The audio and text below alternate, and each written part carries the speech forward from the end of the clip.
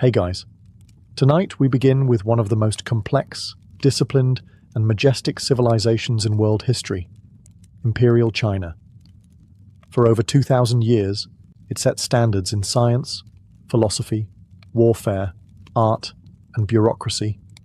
But don't romanticize it too quickly. Because as breathtaking as the Forbidden City might seem from afar, if you lived there, your life would have been anything but glamorous. So, before you get comfortable, take a moment to like the video and subscribe, but only if you genuinely enjoy what I do here. And let me know in the comments where you're tuning in from and what time it is for you. It's always fascinating to see who's joining us from around the world. Now, dim the lights, maybe turn on a fan for that soft background hum, and let's ease into tonight's journey together. Welcome to Imperial China, where the moment you exit the womb, society politely hands you a roll, and then nails it shut. Think of the social system like a multi-tiered cake, except you're the stale bottom layer, and the frosting never trickles down. At the very top, the Emperor, also known as the Son of Heaven, which is a lovely title until you realize heaven doesn't take complaints. He rules by the mandate of heaven, meaning as long as the crops grow and rebellions stay quiet, his divine status remains unchallenged. If things go wrong, welp, guess heaven changed its mind. Time for a new dynasty. Beneath him sit the scholar officials, men who spent most of their lives memorizing Confucian texts, quoting philosophy no one asked for, and developing hunched backs from a lifetime of bamboo scrolls and social superiority. They passed the imperial exams, which were essentially the SATs if failing meant dying poor forever. Next are the farmers. Yes, the muddy, sun-scorched, underfed backbone of society. Confucian doctrine actually respected them. They fed the empire, after all. Unfortunately, respect doesn't come with dental care or lunch breaks. Then come artisans, the people who made stuff with their hands. Paper, porcelain, fans, frustration. Useful? Absolutely. Respected? Not so much. But hey, at least they weren't merchants. Ah, merchants. Richer than everyone, trusted by no one. According to Confucian values, making a profit off other people's labor was morally slippery. So you could be dripping in silk and silver, but still be treated like a tax-evading raccoon in a brocade robe. Then we reach the societal basement. Soldiers, servants, butchers, actors, and criminals. Basically anyone you wouldn't want to sit next to at a formal banquet. Oh, and monks? Somewhere in a grey area between holy man and why are you bald and barefoot in public. And finally, women. Not even on the pyramid. They were more like the gravel surrounding it. Born to obey their fathers, handed off to obey their husbands, and expected to produce sons who could someday obey more men. So if you were born in Imperial China and hoped to follow your dreams, society had one answer. That's adorable. Now get back to work. Your day in Imperial China starts bright and early, not because you're a morning person, but because the rooster is screaming and the village bell is clanging like it's trying to summon the afterlife. You open your eyes, stretch your limbs, and then immediately remember you're not allowed to just exist. First, you bow. Not to some abstract deity or noble ideal, to your dad. Then your mum. Then your grandpa. Possibly to your great-aunt if she's still breathing. This is filial piety, and it's not just encouraged, it's mandatory. Forget to bow? That's not being rude. That's inviting cosmic shame onto 7 generations of your bloodline. And you don't just bow once. You bow in stages. You bow when you wake up. You bow before eating. You bow when someone older than you coughs in your direction. If you're not bowing at least 6 times before breakfast, are you even Chinese? Now say you accidentally speak out of turn during morning tea. Maybe you asked a question like, "Why do I have to wash Uncle's feet?" Well, congratulations. You've now committed unfilial conduct, which is one small notch above public arson in terms of social disgrace. Better start rehearsing your apology, with 3 full kowtows and an optional forehead-to-floor touch. And yes, the furniture is judging you too. Most households didn't have chairs unless they were rich, so you're kneeling on woven mats, trying not to collapse while your elders launch into 45-minute monologues about respect, discipline, and how the world went downhill ever since the last dynasty. Let's not forget the Confucian hierarchy chart, the spiritual PowerPoint slide that dictates who gets to talk, sit, or breathe first. Age beats youth. Men outrank women. Fathers outrank everyone. Even among siblings, older ones can talk over you. If you're the youngest, just nod, smile, and hope you're not blamed for something someone else did. There is no good morning in Imperial China. There is only a series of respectful rituals and a quiet prayer that today you won't accidentally offend someone and get disowned. You've bowed approximately 47 times before 7 a.m. Congratulations, you've survived the opening ceremony of the day. Now it's time for breakfast, the most important meal of the day, to remind you that life is suffering. So what's on the menu? Let's see. A steaming bowl of rice gruel, also known as congee, which is a generous way of saying hot, wet nothing. It's made by boiling rice in water until the rice gives up and becomes soup. If you're lucky, it has a little salt. If you're really lucky, a stray sliver of pickled vegetable floats by like a rare koi. If your family is on the poorer end of the spectrum, and let's face it, you are, that bowl of congee is about as exciting as your social prospects. You eat it quietly, respectfully, and under the silent judgment of at least one grandparent who remembers when even gruel was a luxury. Meat? Don't even ask. That's for festivals, weddings, and imperial officials who haven't visited a rice paddy since the Han Dynasty. Eggs are possible, but they're usually preserved in salt or ash until they resemble fossilized sadness. If someone brings out pork belly, you immediately check for visiting relatives or divine intervention. Tea is served, of course, not for relaxation, but because plain water is suspect. Tea, at least, has been boiled, and thus statistically less likely to kill you. You sip it slowly, even though your stomach is still wondering when the meal actually started. Meanwhile, you eat in silence. Meals are not for chatter. You don't discuss dreams, goals, or how you cried last night thinking about the imperial exam. You eat facing the ancestral shrine, silently thankful for your ancestors, even if they left you a thatched roof, chronic anemia, and impossible family expectations. The bowls are rough ceramic. The spoons are made of wood. There is no napkin. You wipe your mouth with your sleeve, if it's clean enough, and get ready to start working off the meal you barely consumed. And as you rise, your father nods once. Eat quickly. Heaven favours the diligent. Which roughly translates to, get back to work. We've got dynasties to maintain. You've finished your bowl of existential porridge, and now it's time to get dressed. Not to impress, but to not get fined, flogged, or mistaken for a social class above your station. Because in Imperial China, what you wear isn't about self-expression. It's about survival. Let's start with fabric hierarchy. Are you a farmer? Hemp. Coarse, itchy, scratchy hemp, the medieval equivalent of wearing a potato sack dipped in disappointment. Are you a noble? Silk. Glorious, shimmering silk that flows like poetry and whispers, tax the peasants more. And guess what? If you're caught wearing the wrong fabric, you're not just unfashionable, you're committing a crime. Clothing wasn't just a matter of comfort, it was law. The government had detailed regulations on sleeve width, hat shape, belt ornaments, and even colour. Yellow, for instance, was reserved exclusively for the emperor. Wear yellow as a commoner, and you're not starting a fashion trend, you're starting your own execution. Let's talk footwear. Cloth shoes for peasants, embroidered silk slippers for the elite. Practicality? Optional. Comfort? Unlikely. You didn't dress for the weather, you dressed for the dynasty. And now, the feet. Specifically, foot binding. The aesthetic equivalent of turning your toes into a curled-up secret. If you were a high-born girl, your feet were broken, folded under, and bound tightly from the age of 5. Why?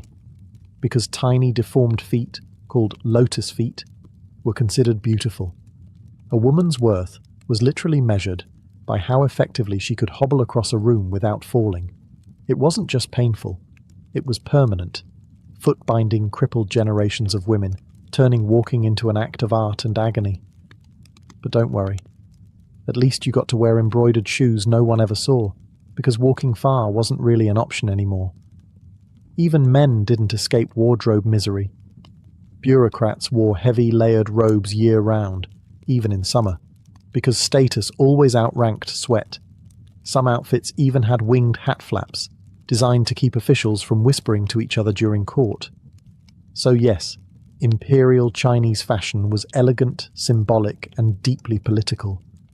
But it also chafed, pinched, overheated, or outright shattered your bones. Beauty is pain, they say. But here, pain was mandatory, and beauty was a government-approved dress code. You're now properly dressed in your socially acceptable potato fiber tunic. Great. Time to head out and earn your daily calories, assuming the land, weather, and taxes allow it. Let's be honest. In imperial China, work wasn't a calling. It was a never-ending endurance test designed by Confucius and enforced by people who've never touched a shovel in their lives. If you're a farmer, and statistically, you are, you'll spend your entire life bent over a rice paddy. Not in a poetic, cinematic way. No, this is literal back-breaking labour. You wake up before the sun, plant seedlings knee-deep in muck, swat away mosquitoes the size of small birds, and pray the landlord doesn't increase your grain tax again this year. Rain? You work. Drought? You work harder. Locusts? Work and scream at the sky simultaneously. The tools are basic. A wooden plough if you're lucky, your bare hands if you're not. Your ox is your best friend and your retirement plan. Lose him, and it's just you versus 10 acres of disappointment. Now, let's say you're a woman. Your workload has a sequel. You'll help in the fields and cook, clean, spin thread, weave fabric, raise children, and somehow still be blamed when dinner is late or your husband sneezes wrong. Rest? That's something noble ladies do while debating poetry. Artisans don't have it much better. You spend hours making pottery, paper, or tools by hand, then sell them for barely enough to buy stale tofu. And merchants, technically richer, but socially shamed. You could buy half the village and still be treated like a walking moral failure. Then there's corvée labour, government-mandated service. One day the emperor may need a new road, canal, or tomb. Guess who's helping build it for free with a smile and no shoes? You. Refuse and you're branded a criminal, or worse, a rebel. And at the end of it all, you trudge home, covered in dirt, to a bowl of thin porridge and the quiet satisfaction of not dying today. In imperial China, work doesn't set you free. It just keeps you too tired to rebel. Ah, the imperial exam system, the grand gateway to upward mobility. Or, as it's more accurately known, the eternal written torture chamber of China. If you were a man born with a sliver of ambition and a family slightly wealthier than dirt, your life path was clear. Pass the civil service exam, succeed, and you'd become an official.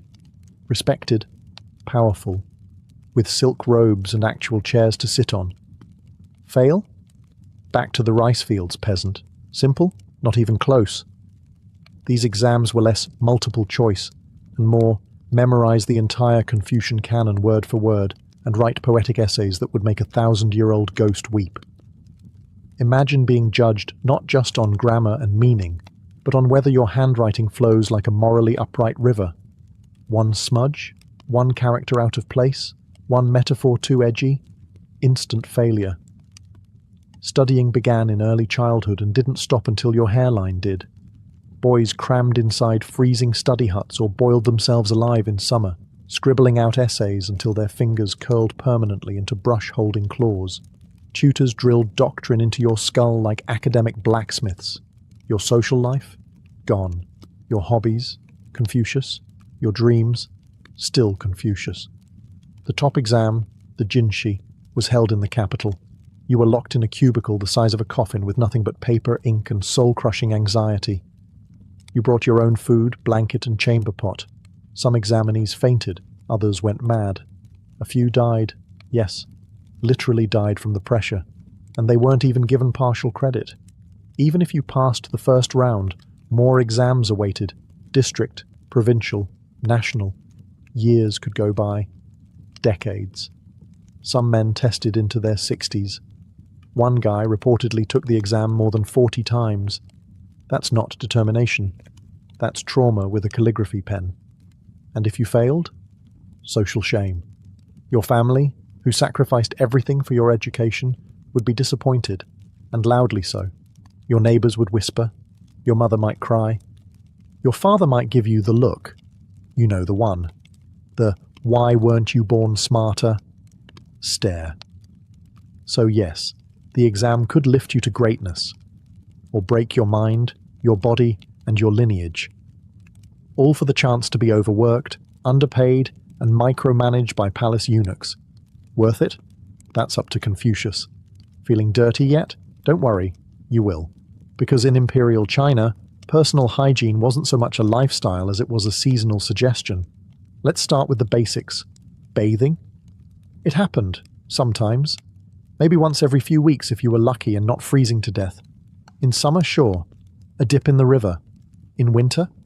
You might go a month without a proper wash. And no, there was no lavender-scented soap. Soap, when used, was made from animal fat and ashes, a gritty blend that felt like exfoliating with misery. Public bathhouses did exist, especially in larger cities. But privacy wasn't really a thing. You'd be scrubbing your armpits next to an elderly merchant and a shrieking toddler, while a monk recited hygiene proverbs in the corner. Refreshing. Toothpaste? Try salt, charcoal, or powdered bones. Toothbrushes were made from animal hair tied to bamboo. Effective only if your goal was to mildly disturb your plaque into relocating. Dental hygiene wasn't great, which is probably why most older adults smiled like haunted jack-o'-lanterns. And then there were the parasites. Lice, fleas, bedbugs. These were less pests and more roommates. It didn't matter how rich you were. If you had hair, you had company. Comb shops flourished because everyone needed a lice comb. And if you didn't? You scratched your scalp like you were trying to summon lightning. Clothing wasn't helping. You wore the same outfit for weeks.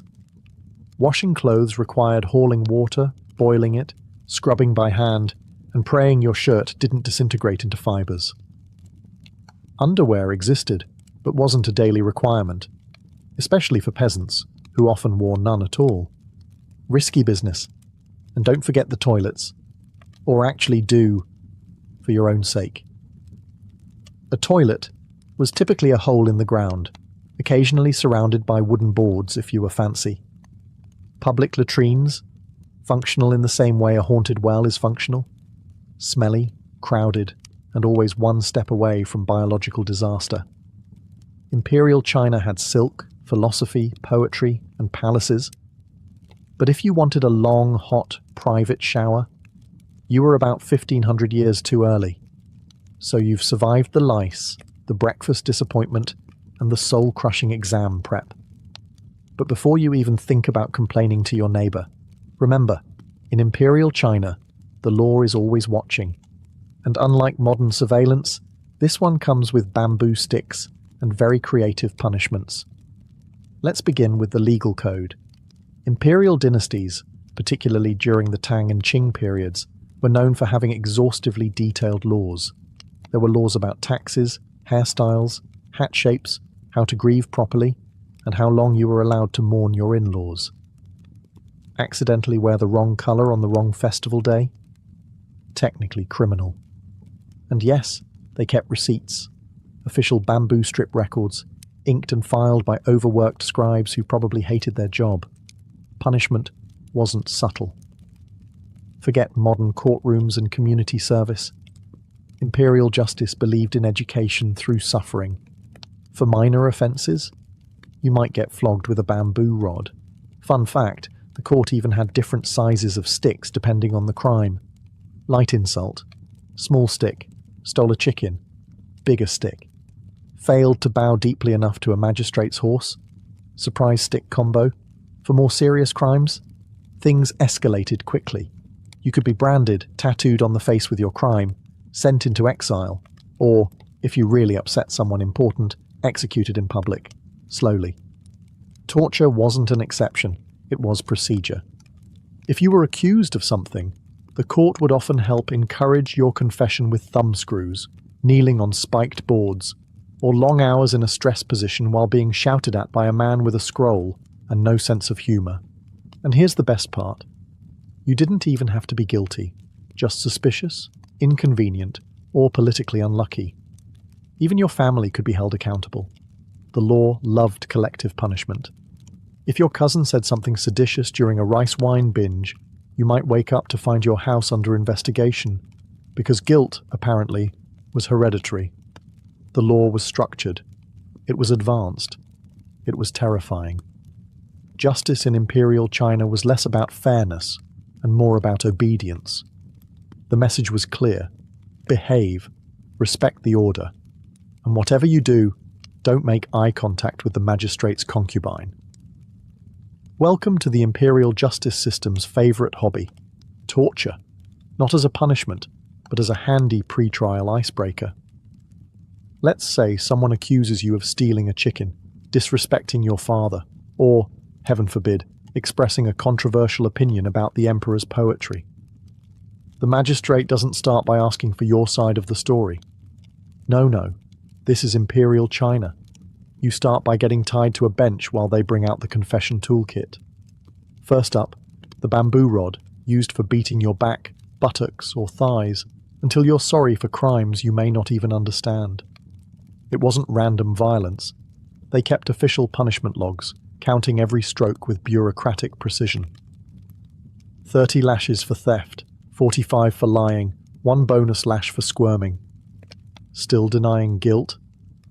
Time to upgrade. Kneeling on spiked boards was a classic. You kneel on rough wood embedded with stones or glass until your legs give out, or your will does. It's a little like yoga, if yoga were invented by angry civil servants. Then there's the finger crusher. 2 slabs of wood tightened with rope around your fingers. Fun fact, it was called the small tiger bench, which sounds adorable until your bones snap like kindling. It's hard to write a confession with broken fingers, but they didn't really care about penmanship. And yes, this was standard procedure. Torture wasn't seen as morally questionable. It was simply the most efficient way to get the truth, or at least a version of it that matched the official narrative. If you still wouldn't confess, they'd just escalate. Some punishments involved being stretched, whipped, or left tied up in the summer sun while officials took a lunch break. And don't bother screaming, the neighbours are used to it. Now imagine you're innocent. Congratulations. You still get tortured, because a clean confession was needed for proper record keeping. Better to admit to something than risk being labelled uncooperative. Imperial logic at its finest. So next time you complain about modern bureaucracy, remember, at least the DMV doesn't beat you with bamboo until you admit you might have parked improperly in 1372. You may think you're alone, but in Imperial China, someone is always watching. And no, it's not just your judgmental grandmother. The surveillance state wasn't digital. It was human, carefully trained, state-approved, and terrifyingly thorough. It began at the village level, where every town had a local baozhang or village elder who wasn't just there to hand out rice. He was also your friendly neighborhood informant. Your neighbors? Also spies? Your extended family? Absolutely spies. Your servant who claims to be illiterate and deaf? Definitely a spy. People were incentivized to report suspicious behavior, and suspicious could mean anything from hoarding too much grain to coughing during a tribute speech. Even staying too quiet could raise eyebrows. What are you hiding, citizen? In the cities, you had a sophisticated network of yamen runners, scribes, and magistrate assistants whose job was to investigate crimes, deliver messages, and casually observe everything you did. Every dynasty had its own version of this machine, but the goal remained the same: keep the peace by peeking through every available crack. Especially fond of surveillance were the eunuchs in the imperial palace, those castrated courtiers who couldn't father children but absolutely could start coups. Many controlled their own secret police forces, operated spy rings, and whispered in the ears of emperors. Some eunuchs wielded more power than ministers, simply by knowing who said what to whom and when. And don't even try complaining about the system. Criticizing the emperor, even indirectly, like saying, "The sun looks a little tired today," could be interpreted as slander. Poets learned to master the art of subtlety. Everyone else just mastered the art of shutting up. What's worse, the government often published lists of executed criminals as a warning, complete with names and crimes. It was like an ancient Facebook feed, but with more beheadings. So if you had a rebellious thought, you kept it to yourself. If you had a rebellious cousin, you turned him in. And if someone smiled too wide while asking about your political opinions, that was your cue to fake a cough and run. Because in Imperial China, the walls had ears. And so did the trees, the neighbours, and probably your rice bowl. In Imperial China, marriage was not about falling in love under the cherry blossoms. It was about duty, negotiation, and dowries so heavy they could break your ox cart's axle. Love? That was for poems, not people. Let's start with the basics. Marriages were arranged, always. Parents decided your fate while you were still learning how to hold chopsticks. If your family had status, they'd hire a matchmaker, a professional snoop who compared horoscopes, family records, and whether your future spouse's ancestors had ever done anything embarrassing 5 dynasties ago. If everything aligned, congratulations, you're engaged. To someone you've probably never met. Physical attraction? Personality? Shared interests? Irrelevant. Compatibility was measured in birth charts and tax records.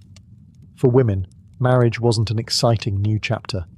It was a polite kidnapping with ceremonial robes. You left your family forever, changed your surname, and moved into your husband's home, where you were now expected to serve not only him, but his parents, his grandparents, and whatever cranky uncle happened to be living in the guest room. The dowry system meant your family had to send money, goods, or land with you. The more, the better. Think of it as ancient China's version of "thanks for taking her off our hands." In return, the groom's family might give betrothal gifts, but don't get too excited. Sometimes that meant silks and jewellery. Other times, a slightly nicer chicken. Once married, your job was clear. Produce male heirs, obey your in-laws, and never, ever talk back. A wife was expected to be modest, silent, and hard-working, the holy trinity of Confucian womanhood.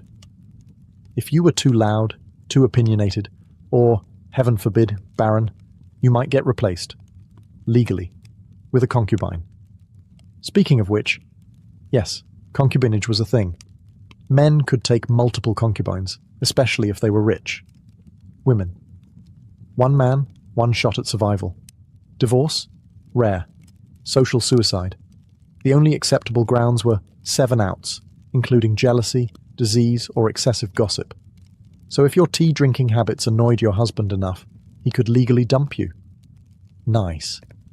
In short, marriage in Imperial China was less happily ever after, and more try not to get exiled for serving cold noodles.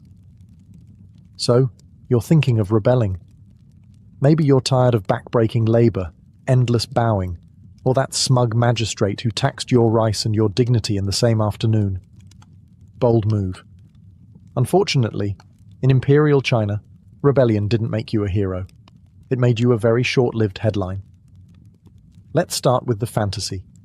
You gather a ragtag band of peasants, burn your landlord's tax ledgers, and proclaim a glorious new era of justice. The problem? The Imperial army arrives 3 days later with horses, crossbows, and no sense of humour. You see, the emperors weren't just bureaucrats in gold hats. They were obsessed with stability. Confucian ideology taught that rebellion meant disorder, and disorder meant the universe was out of whack. That made you not just a criminal, but a cosmic threat. And the punishment for cosmic threats? Dramatic. You'd be captured, paraded, tortured, and often executed in a way specifically designed to discourage creative thinking. Public beheadings were popular, so was quartering. One emperor preferred slow slicing, a charming method where you were cut repeatedly until your paperwork and your torso were complete. And it didn't stop with you. The imperial government loved a good collective punishment. Your family, your neighbors, even that one guy who once lent you a hoe, they were all fair game. The logic was simple. If we erase your entire village, no one will rebel again. Effective, terrifying. Still, rebellions did happen. From the Yellow Turban Rebellion to the White Lotus Uprising, desperate people occasionally rose up. And while some sparked chaos, most were brutally crushed. The survivors were either enslaved, silenced, or drafted into public works projects they wouldn't survive long enough to finish. Even talking about rebellion was dangerous. Writing a sassy poem that hinted at discontent? Boom. Arrested. Confess under bamboo interrogation. If you're lucky, you get exiled to the outer provinces to think about your actions. Somewhere cold, rocky, and strategically flea-infested. So yes, rebellion sounded romantic, the stuff of dramas and legends. But in reality, you were more likely to become a cautionary tale carved onto a public plaque. Want to change the system? Best to keep your head down, literally. So maybe you thought, if I can't make it as a peasant, maybe I'll rise through the ranks, ace the exams, and live a comfortable life as a government official. Adorable. Welcome to court life in Imperial China, where yes, the tea is hot, the robes are silk, and the palace floors are polished to a divine shine. But so are the knives hiding behind everyone's backs. Let's begin with the Forbidden City, the Emperor's heavily guarded wonderland. Inside, everyone is smiling and plotting. Eunuchs, ministers, concubines, scholar officials, all locked in a constant game of polite treachery. The only thing more cutthroat than court life was actual throat-cutting, which also happened. A lot. If you were an official, your every move was watched. Not just by spies, but by rivals waiting for you to mess up. File a report with the wrong character? Treason. Mispronounce the emperor's name during a reading? Treason. Hesitate before kneeling? Treason adjacent at the very least. And let's talk about eunuchs, castrated palace servants who wielded disproportionate power. Many started humbly, rose swiftly, and became gatekeepers to the emperor's inner world. Upset a eunuch? You might find your promotion mysteriously delayed, or your name added to a secret, accidental disappearance list. Meanwhile, the imperial harem wasn't a romantic fantasy. It was a high-stakes political battlefield. Concubines vied for favor, sabotaged rivals, and hoped to birth a prince, preferably one who didn't get poisoned before age 5. The empress might technically be in charge, but good luck controlling 30 jealous women with nothing to do but scheme creatively. Even poetry was risky. Compose the wrong metaphor about wilting flowers or a crumbling wall, and someone might decide you're criticizing the emperor. There were officials executed for writing poems about the weather, because the emperor took the hint. And when the emperor died... Oh, now the real fun began. Succession disputes, secret wills, mysterious deaths, unfortunate illnesses. Half the court usually didn't survive the transition. So no, court life wasn't safer. It was just death in a silk wrapper. Your robe might be red, but so was the floor beneath it. You've made it this far. Bowed, bled, memorized 400 Confucian sayings, and dodged at least 3 types of death. But here's the grand truth about life in Imperial China. You were a statistic, a head count, a line item on a dusty tax ledger. To the empire, you were not a person with hopes and dreams. You were a grain of rice, small, anonymous, easily crushed, and ideally harvested for labor or revenue. The state didn't care if you had ambition, talent, or inner beauty. It cared if your family paid its taxes on time and produced able-bodied sons to draft into the next border defense project. From the emperor's viewpoint, You were one speck among hundreds of millions, and not even a glamorous speck.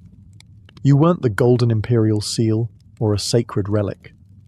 You were a moving part in a rice-producing, silk-spinning, canal-digging machine built to sustain dynastic continuity. Your birth was recorded not for celebration, but for future tax extraction. Your death was noted mostly so your family wouldn't keep trying to claim your rations. And in between, your life's purpose was to not cause problems. Stay in line, fulfill your role, and try not to starve during a drought. Individualism? Cute idea. It didn't exist. You didn't follow your passion. You followed your father, your master, or your assigned bureaucratic rank. The idea of being unique, of standing out, was as threatening to the state as a crop blight or a Mongol invasion. Harmony was everything. Even your emotions were expected to be in line with your social status. Feeling sad as a peasant? Acceptable? Feeling inspired?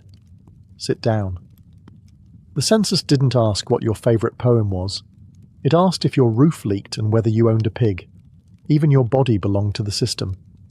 Drafted for public works, you might be sent to build a canal you'd never benefit from, or guard a wall you'd never see finished.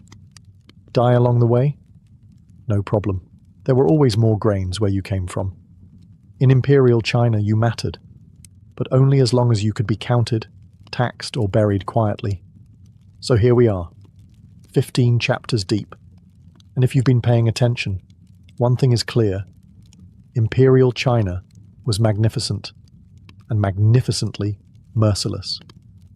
Yes, this civilization gave the world some of its most profound inventions. Gunpowder, paper, the compass, printing, bureaucracy that actually worked, mostly. The Great Wall snaked across mountains, the Forbidden City stood like a jewel of imperial will, and poetry flowed like the Yellow River. Beautiful, endless, and often fatal if interpreted incorrectly. The legacy? Unmatched. The reality? Backbreaking, hierarchical, and constantly one bad rice harvest away from collapse. For every elegant brushstroke recorded in a scholar's diary, there were 10,000 peasants ankle-deep in mud, wondering whether this year's tax grain would leave anything left to eat. For every emperor buried beneath a mountain of jade and gold, there were hundreds of labourers buried beneath the same mountain because they were inconvenient witnesses. The brilliance of Imperial China didn't come cheap.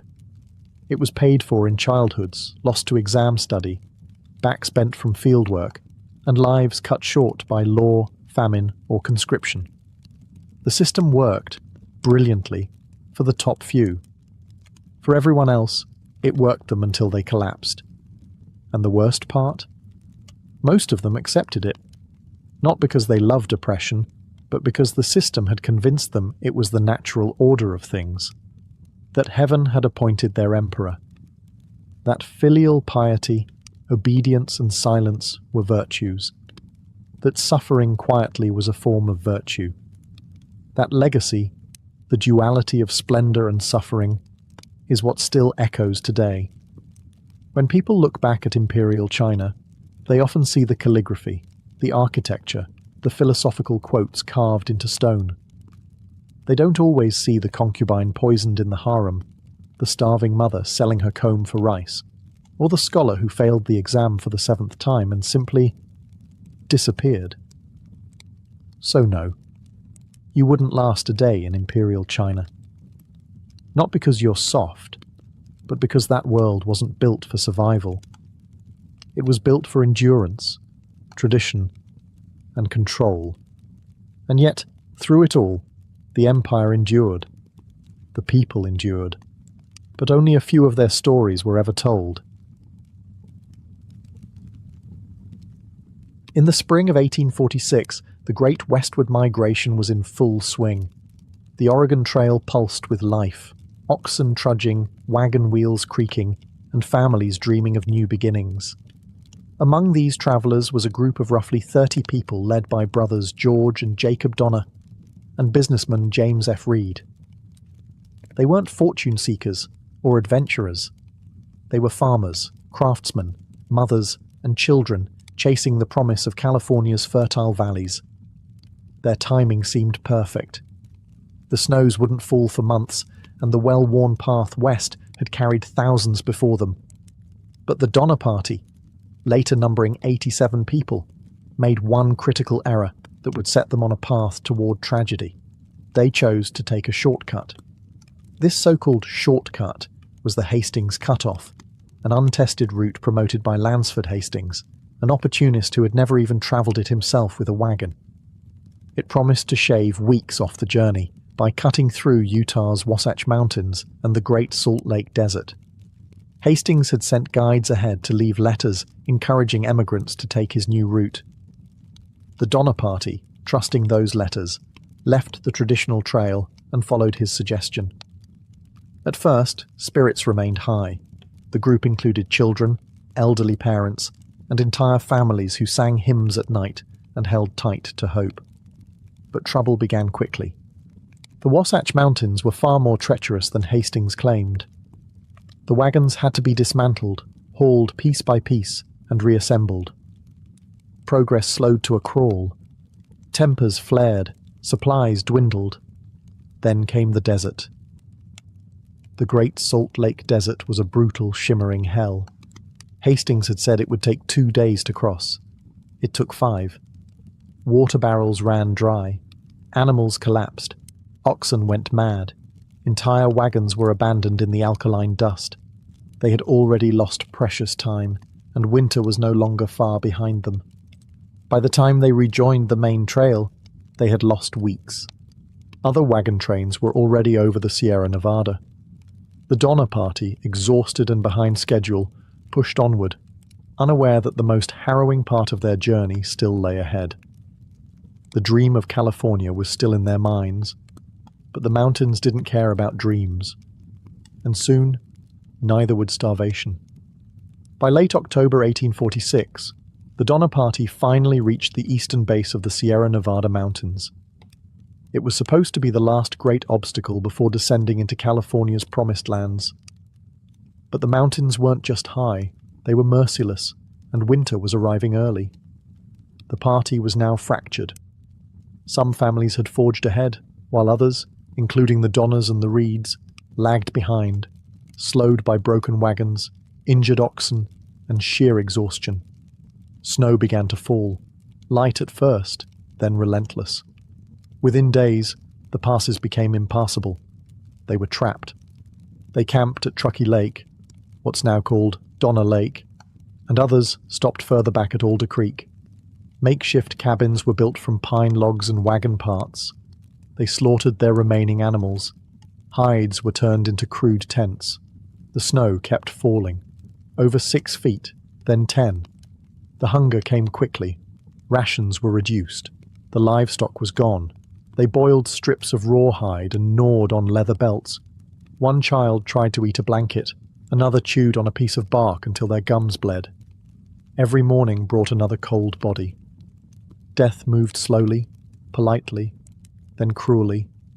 Inside those cabins, there was no warmth, just smoke, hunger, and silence. Mothers tried to comfort starving children. Fathers stared out into the endless snow, calculating how far they might get on foot. Arguments broke out. Hope thinned like the mountain air. On November 12th, a blizzard sealed their fate. Snow piled up to the roofs. Trees snapped under the weight. Any thought of escape was buried under white silence. The pass was closed. And the dream of California was gone, replaced by a desperate, singular thought: survival. By mid-December, with no rescue in sight, 15 of the strongest members formed what would be called the Forlorn Hope Party. 10 men and 5 women strapped crude snowshoes to their feet and attempted to cross the mountains on foot, carrying meager rations and the unbearable burden of what might come next. Behind them, dozens remained at camp, starving, dying, and waiting in a frozen purgatory. And for the Forlorn Hope, the question wasn't if they would survive. It was, who would die first, and who would eat them? On December 16th, 1846, 15 desperate souls stepped into the snow and vanished into history. They were dubbed the Forlorn Hope, not by the newspapers, but by their fellow emigrants who watched them go, knowing full well what the word forlorn meant: lost, hopeless, doomed. Each member carried only what they could: scraps of dried oxhide, flint, a rifle, and shredded blankets. They built crude snowshoes, hoping to stay above the deep drifts, but it barely worked. The snow was powdery and endless. They slogged for miles each day, slowed by exhaustion and the icy grip of high-altitude wilderness. Within days, they were lost. The food ran out almost immediately. They had miscalculated the distance. A squirrel was caught, a pine cone boiled, and then a man collapsed. Franklin Graves, the oldest in the group. His daughters sobbed as he died in the snow. There was nothing they could do. And then, one by one, others began to fall. Antonio, the Mexican teamster. Patrick Dolan, raving and delirious. Lemuel Murphy, just 13. Death came not as a storm, but as a slow hush. It was silent, white, inescapable. Then came the moment. The line crossed in desperation and cold logic. The survivors carved meat from their fallen companions. They wept, prayed, vomited, and ate again. It wasn't savagery. It was calculus. Starve or live. Sarah Graves, just 19, later recalled the first taste. She never spoke of it again. William Foster, gaunt and silent, kept his thoughts to himself. Mary Ann Graves held her sister's hand and whispered that it didn't matter what they had to do, so long as they got home. By the time they stumbled out of the mountains weeks later, only 7 had survived. 5 women and 2 men. Their eyes were sunken, their cheeks frostbitten, their mouths silent. But they brought something far more powerful than supplies or maps. They brought news. There were dozens still alive, trapped at Donner Lake, starving, freezing, waiting, and they needed help, now. California, which had largely ignored the Donner mess, suddenly woke up. The horror was too great. The shame too large. Rescue parties were organized, but by the time they arrived, the snow had grown even deeper, and in the cabins by the lake, what they would find was beyond imagining. The first rescue party arrived at Donner Lake in February 1847, 2 months after the Forlorn Hope emerged from the mountains. What they found wasn't a camp. It was a graveyard. Cabins were half buried in snow, doors frozen shut. Inside, people sat motionless, too weak to stand, their eyes glazed over from starvation. Children lay beside their dead parents. Frozen bodies were stacked like firewood. And the smell, thick, sickly, unforgettable, spoke of what had happened when the meat ran out. Some tried to speak. Others simply stared. Of the 87 who had started the journey, nearly half were dead. And those still breathing were barely human anymore. Gaunt, skeletal figures wrapped in filthy hides, whispering prayers to an indifferent sky. The rescuers had brought supplies, flour, dried meat, blankets, but not enough to save everyone. There was no way to carry dozens through snowdrifts taller than wagons. They had to make impossible decisions. Children were chosen first, the smallest, the lightest. Those with the greatest chance of surviving the trek back down the mountains. Parents stayed behind, watching silently as strangers carried away their children, unsure if they'd ever see them again. Over the next 2 months, 3 more rescue missions followed. Each had to battle whiteouts, avalanches, and terrain that had swallowed the Donner Party whole. With every return trip, the rescuers brought fewer supplies and found fewer survivors, and darker stories. The truth began to leak out, not just of starvation, but of cannibalism. Of how, in the worst nights, when all was lost, some survivors had fed on the dead. Some even whispered that others had killed to feed. The names were kept quiet, the rumours louder than the facts. Some were judged, others pitied. Most were simply too traumatized to speak.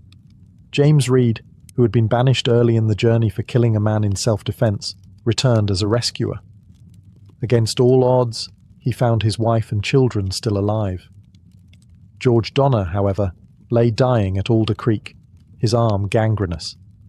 His wife, Tamsin, refused to leave him. She stayed behind when the others left and never made it out.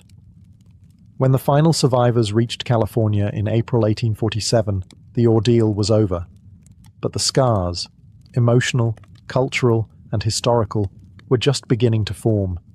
News of the Donner Party's ordeal spread east like wildfire, twisting with each retelling, growing darker, more grotesque. Newspapers couldn't get enough of it. America, gripped by manifest destiny fever, was suddenly staring at its shadow. The story was too irresistible. Pioneers chasing paradise, turned cannibals in the snow. Some headlines called it the cannibal horror of the Sierra. Others accused survivors of murder.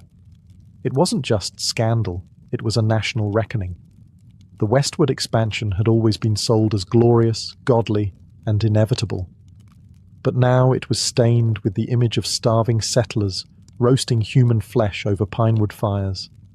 Journalists fixated on every ghastly detail. Who ate whom? Who died nobly? And who took too long to die? Sarah Graves, one of the survivors, was hounded for interviews.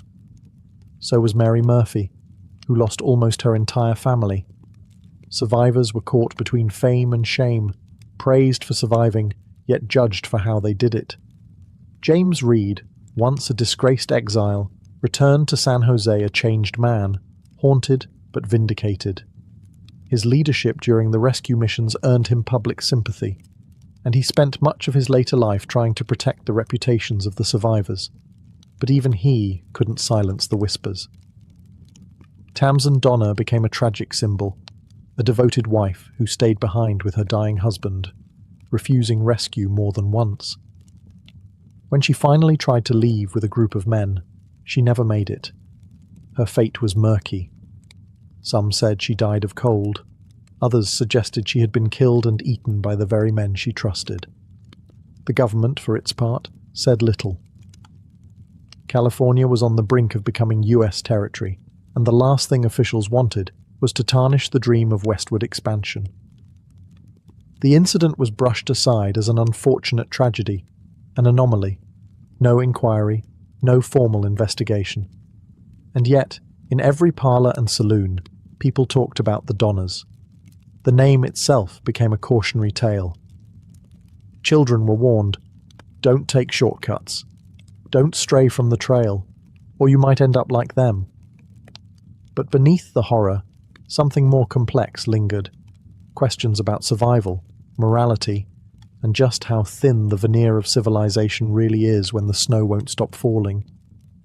For those who lived through the Sierra nightmare, the journey didn't end when the snow melted. Survival came at a price, etched into bone and memory. The survivors emerged from the mountains, but they never truly left them behind. Many were children. They returned to civilization as walking ghosts, quiet, underfed, wide-eyed. Some, like Virginia Reed, just 13 at the time, would go on to live long lives. She eventually married, had children, and even published letters recounting her ordeal. But beneath her composed surface lay trauma that pulsed like an old wound. Others fared worse. Mary Murphy, after losing her entire family, married young and died within a few years. Louis Kesselberg, a German immigrant who had been among the last rescued, was branded forever by rumours that he had not only consumed the dead, but murdered them to do so. He sued a newspaper for libel and won $1 in damages. It didn't matter. The stain never left him. Some survivors tried to disappear. They changed their names, moved far from California, or refused to speak about what happened. Others couldn't stop talking, haunted not just by what they'd done, but by what they'd seen others do. It wasn't just the cannibalism. It was the slow unravelling of humanity, watching friends wither into skeletons, hearing the silent weeping of mothers who could no longer feed their children, choosing who to save when rescue came, because there was never room for all. Communities, too, reacted differently. Some treated the survivors with pity and respect, acknowledging their suffering as heroic endurance. Others whispered and gossiped, eager to distance themselves from what had become a living nightmare etched into the American frontier myth. James Reed, to his credit, rebuilt his reputation. He served in the Mexican-American War, prospered in San Jose, and lived to an old age. But even he admitted in letters that the images of the dead, the sounds of the camp, stayed with him. Always. No one who survived the Donner Party returned unchanged. Whether they were 8 or 80, they had stared into the void of desperation and made choices most people pray they'll never face. And in that silence between hunger and horror, they left behind a truth few wanted to admit. Survival is not always clean. It is not always noble. Sometimes, it simply means living with what you had to become. The Sierra Nevada never forgot the Donners. The lake, where many of them waited out the blizzards, where they died, starved, and fed, is now known as Donner Lake, a postcard of natural beauty with a name that hums with unease. Over time, the landscape became part of the legend. Tourists came to see the site where the cabins once stood, to walk the snowy trails where the forlorn hope had trudged, to gaze at the mountains that had refused to let the pioneers pass. Locals told stories. Some whispered that the place was cursed, that the trees still remembered, that the winds carried voices. In 1918, a granite monument was erected near the lake. On top stands a solemn pioneer family, father, mother, and child, facing westward, ever hopeful. The pedestal beneath them is 22 feet tall, marking the height of the snow that winter. It's a monument to endurance, to tragedy, to the thin line between civilization and survival. But even in stone, the story remains uneasy. The monument says nothing of cannibalism, nothing of the quiet desperation, the betrayals, or the dead who were consumed to keep others alive. It's a sanitized memory, one designed for public comfort, not historical truth. Every year, school children visit the site. They hear the basic version: pioneers, trapped, survived. Maybe a mention of starvation. Rarely the rest. It's easier to honor grit than to stare into the face of what survival cost. Still, the mountains remember. The paths they took are still there, buried under ski resorts and hiking trails. The spot where Tamsin Donner stayed behind with her dying husband. Now a picnic area. The frozen cabin where children wept in silence, replaced by interpretive plaques. And yet, the air feels heavy, as if the ground still holds the memory of boots crunching over snow, of mothers rocking dead infants, of strangers sharing meat with trembling hands and averted eyes. Nature doesn't care. It offers no apologies. But the story persists, not just because it's horrifying, but because it's human. The Donner Party wasn't just about failure or cannibalism. It was about how far people will go to protect their families, to cling to hope, to choose life, even in its most terrible form. And in the silence of the mountains, that choice still echoes. In the decades that followed, the story of the Donner Party evolved, warped by memory, distorted by gossip, and reshaped by the needs of a nation addicted to drama. The facts were gruesome enough, but that didn't stop storytellers from making them worse. Or in some cases, more heroic. Some survivors were romanticized, cast as tragic pioneers who had faced hell and returned with scars. Others, like Louis Keseberg, became villains in the public imagination. He was accused of hoarding food, of murdering Tamsin Donner, of enjoying what he had to do to survive. None of these accusations were proven. But truth, in the age of printing presses and dime novels, was never the priority. The public loved extremes. They didn't want nuance. They wanted either martyrs or monsters. This made life after survival difficult. Every interview, every newspaper sketch, every fictional retelling reopened wounds. Some survivors tried to set the record straight. Virginia Reed, years later, published her own account. She begged future pioneers to avoid shortcuts and listen to those with experience. Others stayed silent, worn down by the weight of their memories. and the world's fascination with them. By the late 19th century, the Donner Party had become folklore. Campfire stories told in hushed tones, a cautionary tale taught to schoolchildren, a metaphor for poor planning, for hubris, for what happens when people trust the wrong advice. The Hastings cutoff became infamous, a synonym for fatal shortcuts. And over time, the true horror of the story, the cannibalism, was used to mask the deeper tragedy, that the entire ordeal could have been prevented. That bad leadership, arrogant promises, and systemic inexperience killed more people than snow ever did. Yet there's something uniquely American in how the tale persisted. It's not just a story of failure, it's a story of obsession, with movement, with reinvention, with the fantasy of taming nature and destiny. The Donner Party was a mirror, reflecting not just desperation, but the myth of westward perfection cracking under its own weight. The truth is, there were no heroes, no villains, just humans, making impossible choices.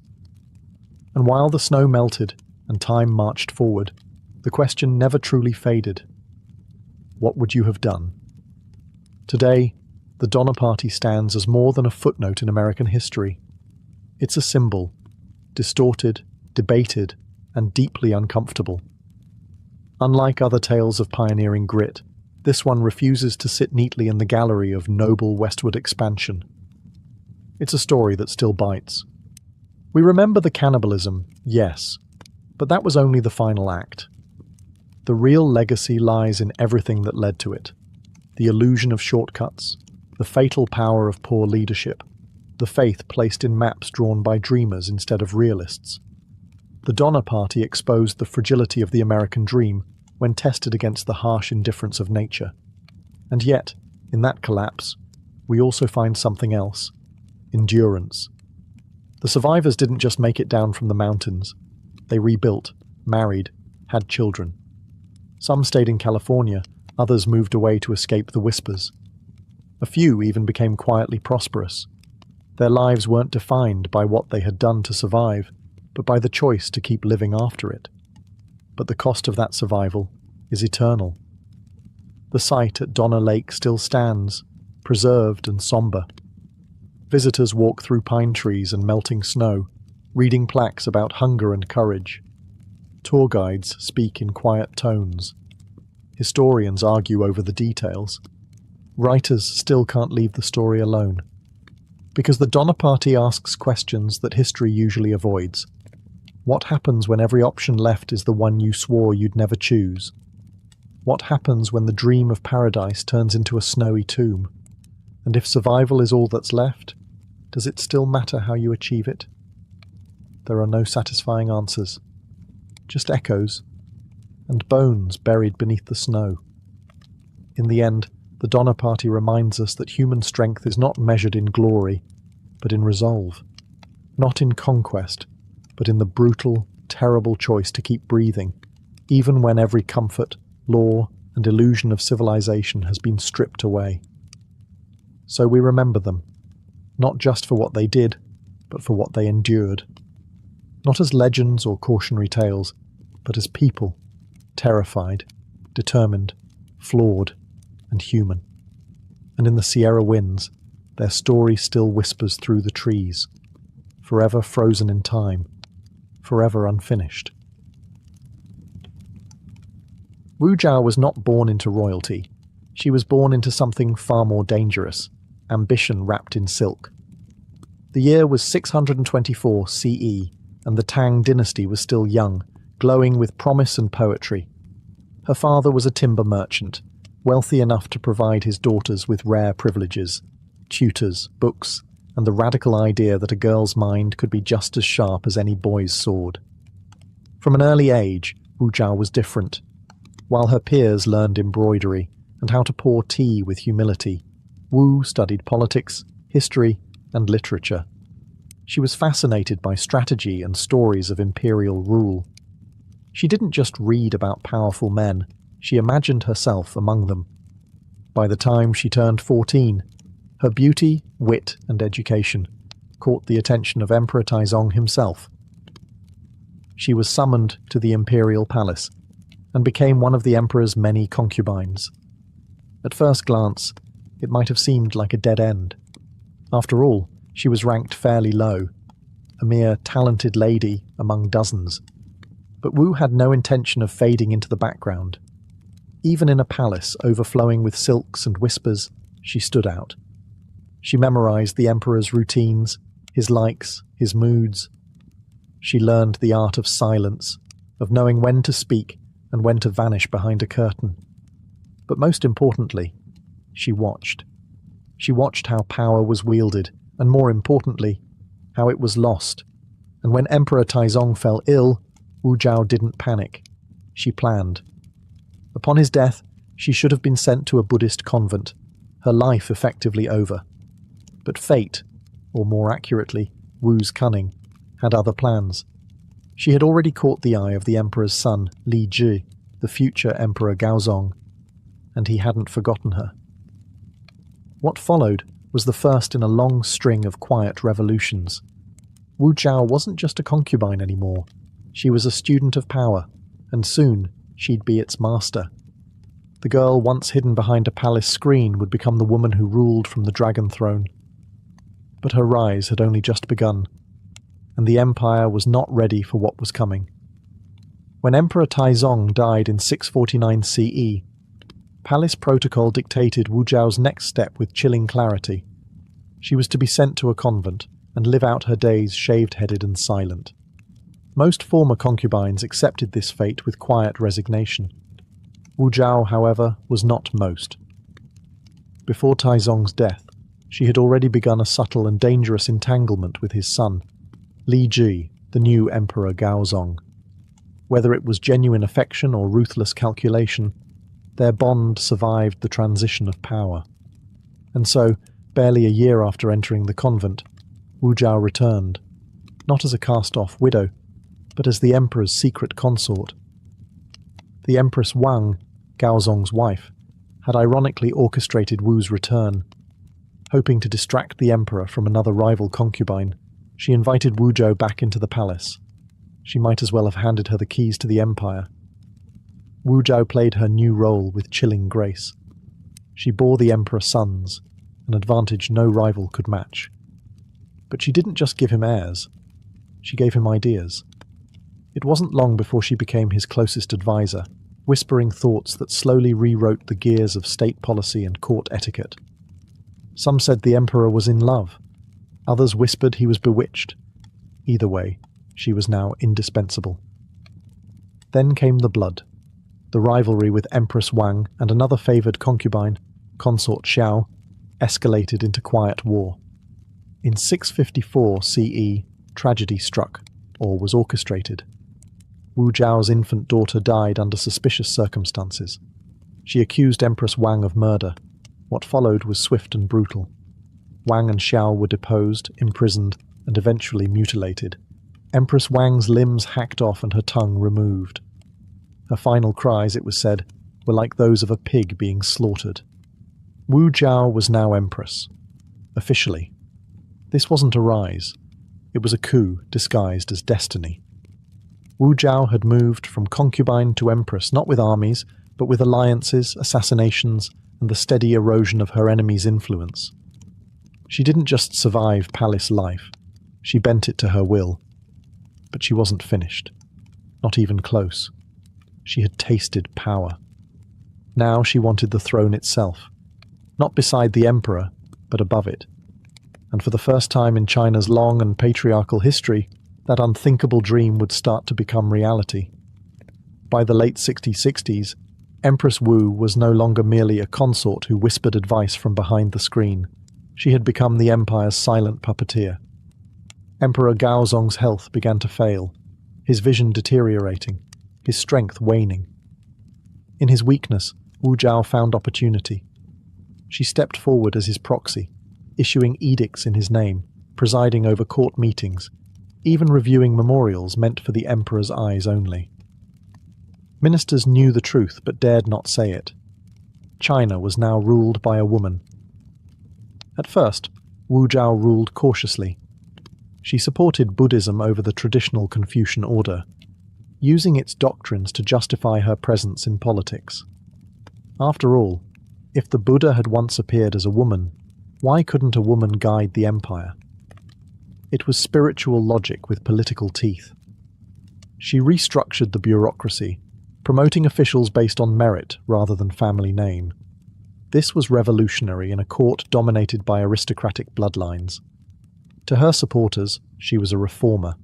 To her enemies, she was a social arsonist, setting fire to centuries of tradition.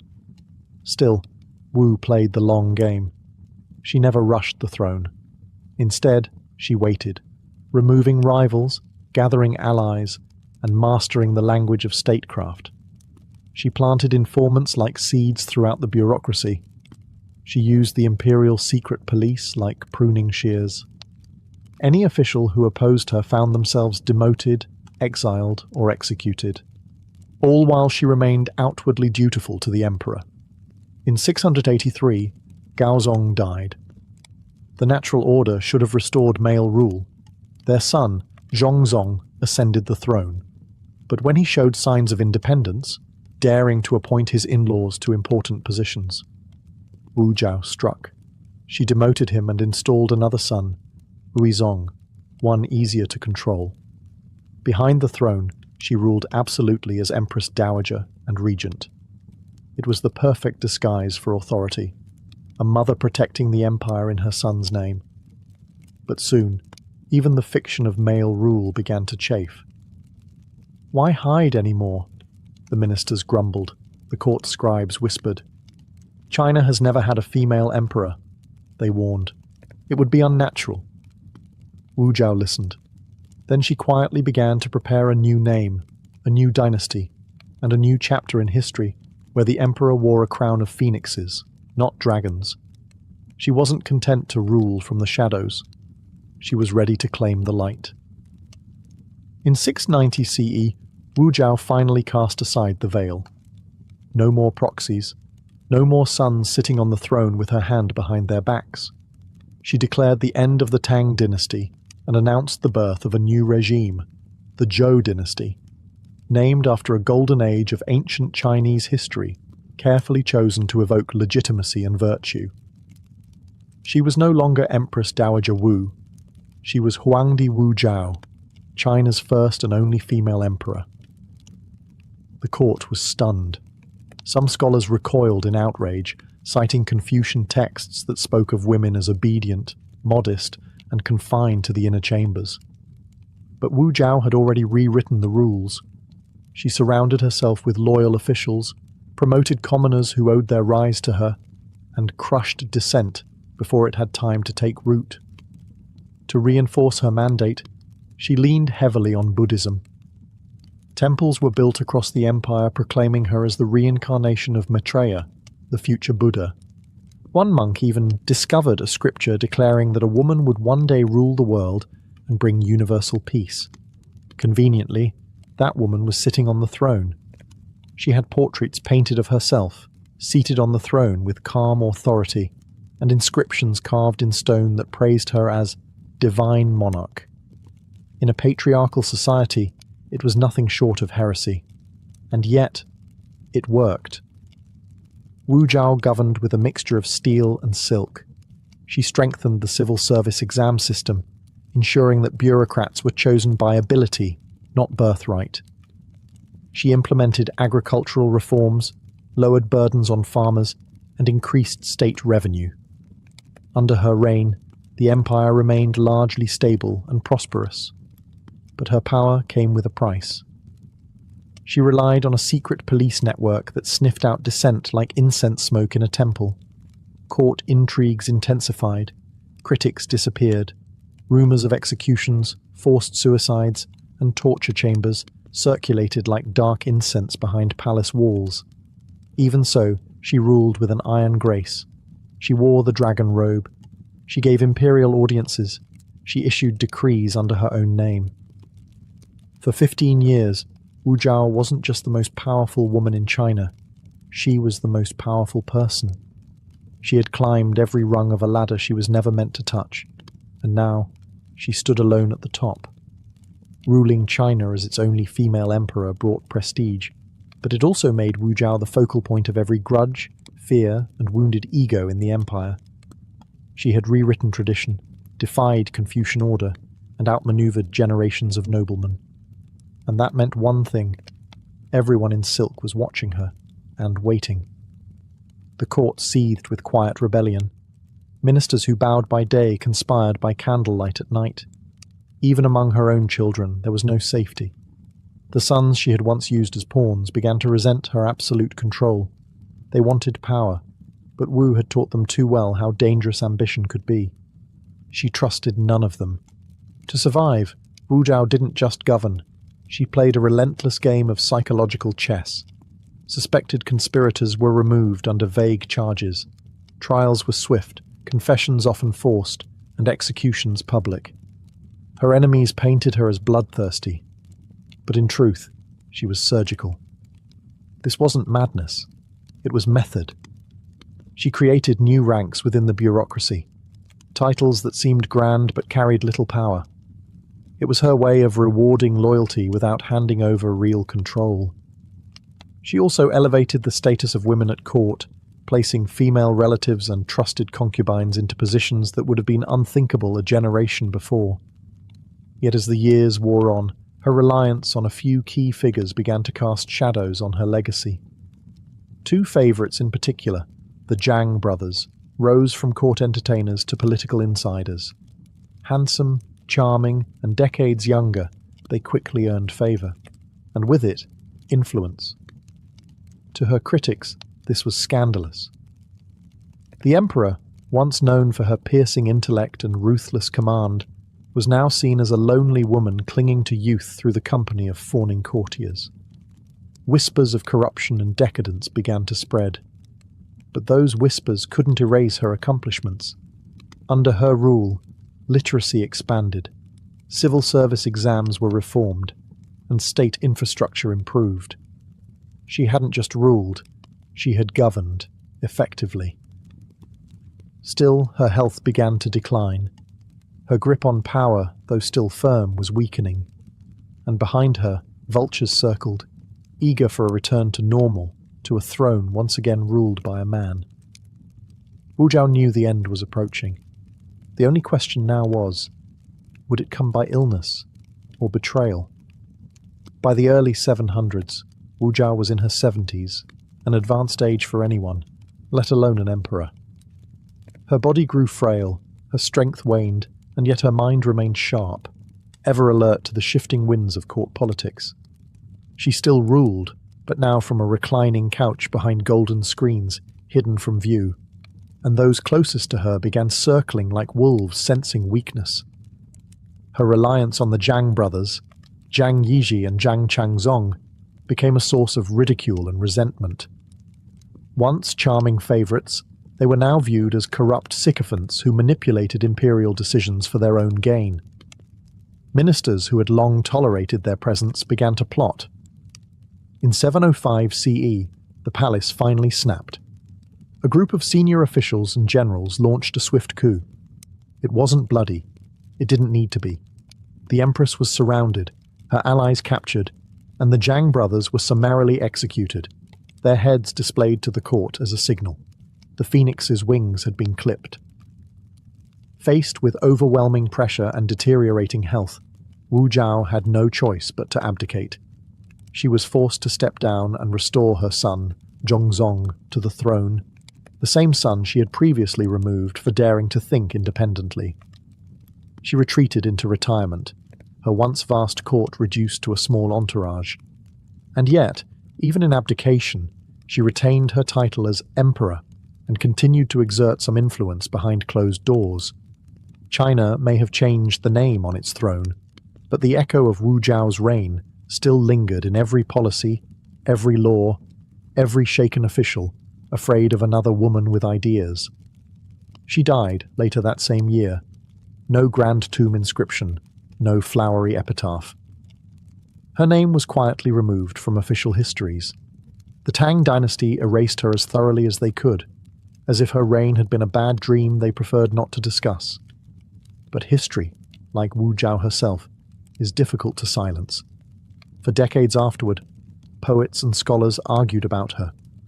Was she a usurper or a visionary? A tyrant or a reformer? A murderer or a saviour of the state? What is certain is this: she broke every rule the empire tried to write for her. And for 15 years, she didn't just defy history, she became it.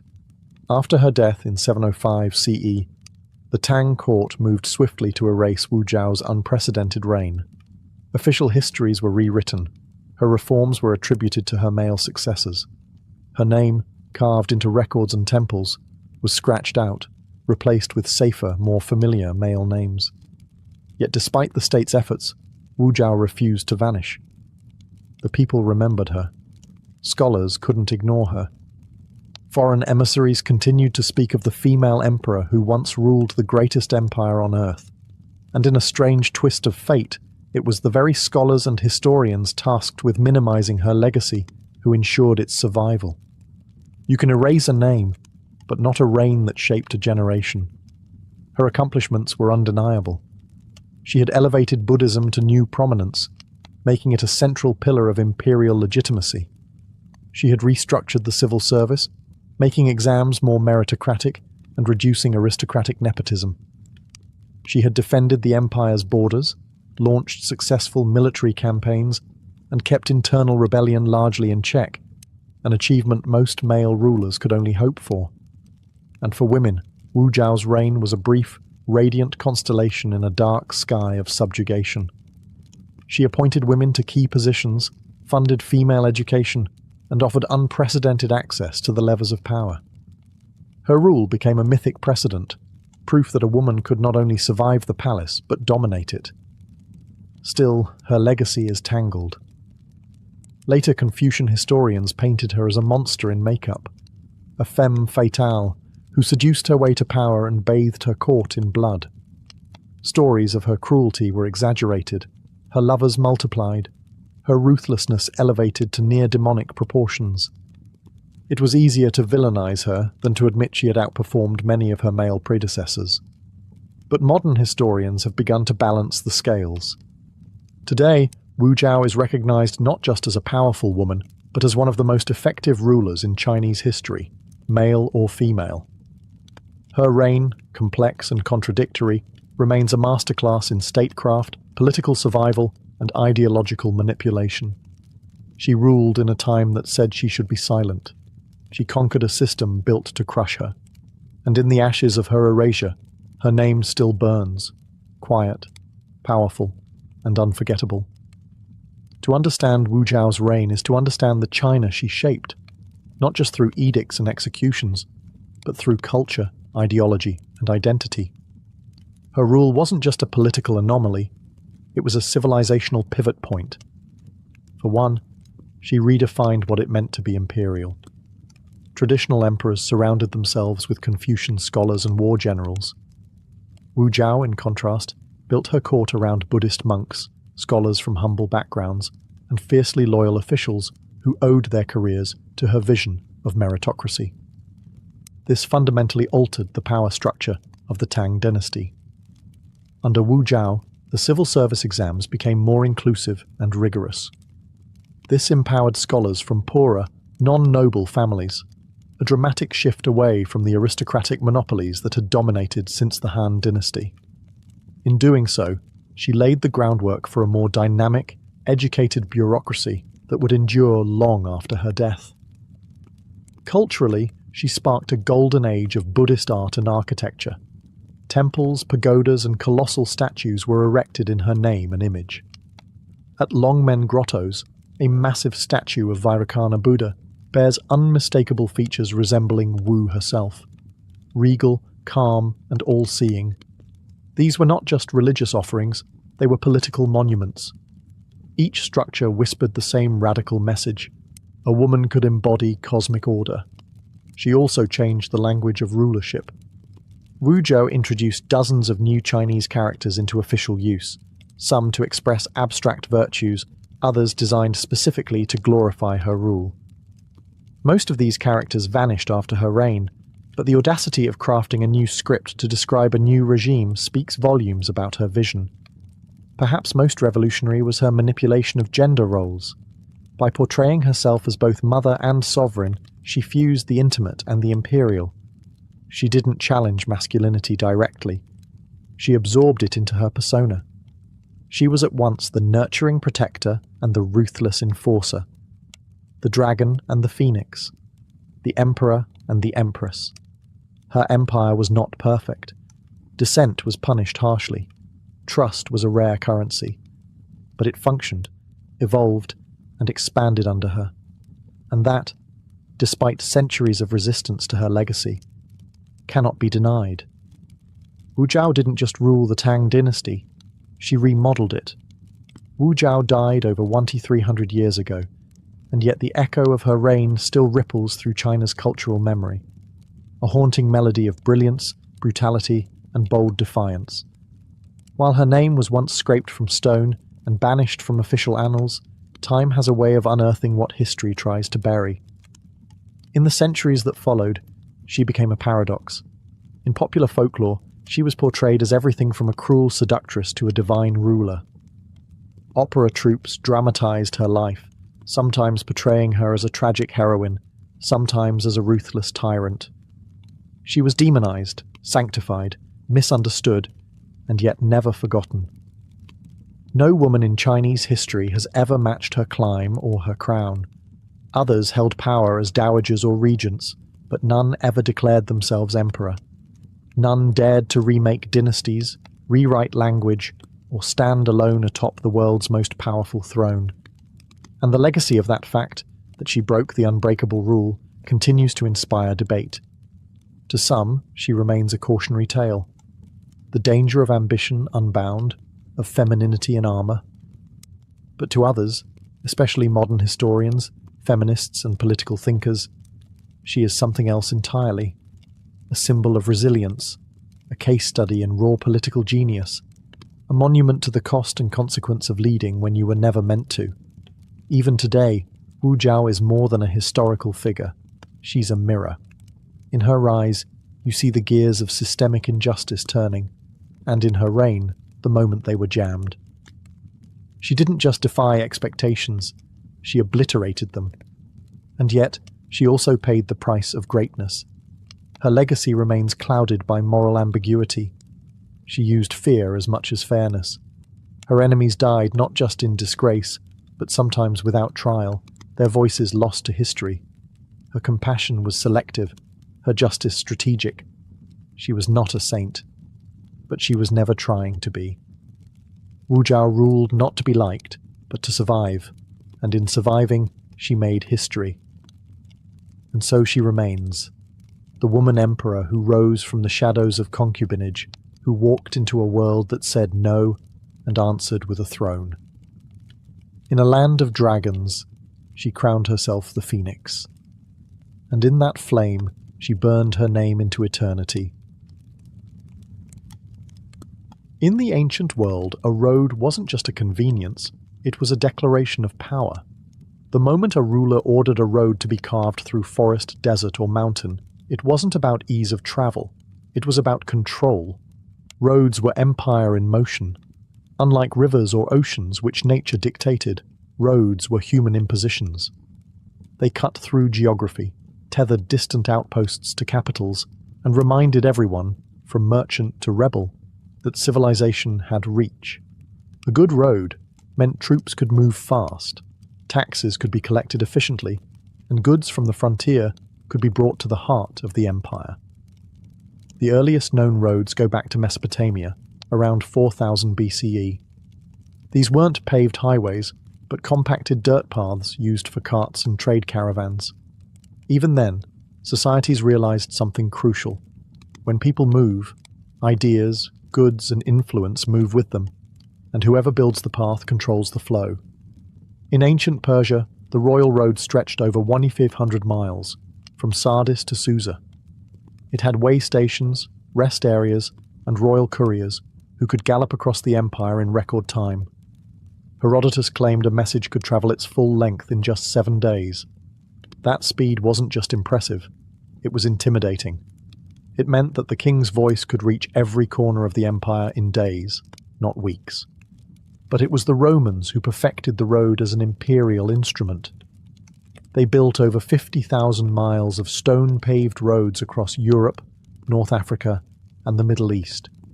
Straight, durable, and astonishingly well-engineered, these roads were designed not for beauty, but for efficiency. Marching legions, grain shipments, imperial messengers, each depended on that stone beneath their feet. Roman roads often started with military purposes in mind, but their civilian impact was just as transformative.